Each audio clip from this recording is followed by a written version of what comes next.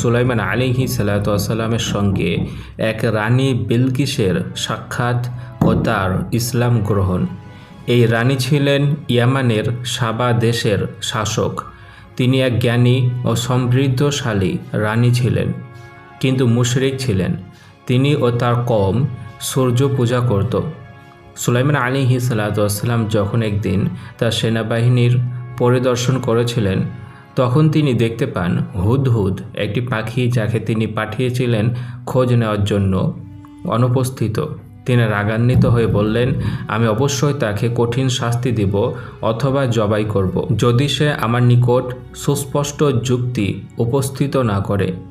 পরবর্তীতে হুদহুদ ফিরে এসে বলল, আমি এমন এক খবর এনেছি যা আপনি জানেন না।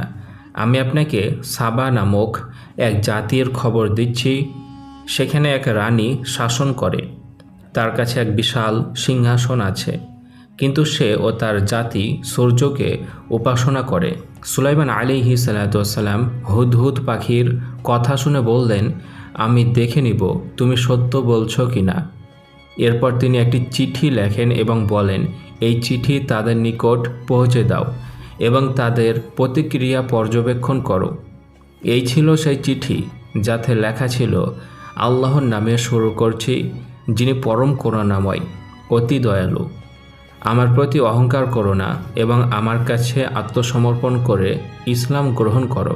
হুদহুদ পাখি সেই চিঠি পৌঁছে দেয় রানী বিলকিসের হাতে। চিঠি পেয়ে সে অবাক হয়ে যায় এবং সঙ্গে সঙ্গে তার সভার মানুষদের ডাকে।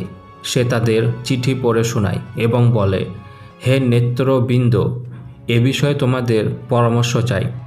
তারা বলল, আমরা শক্তিশালী ও যুদ্ধে দক্ষ, তবে সিদ্ধান্ত আপনার।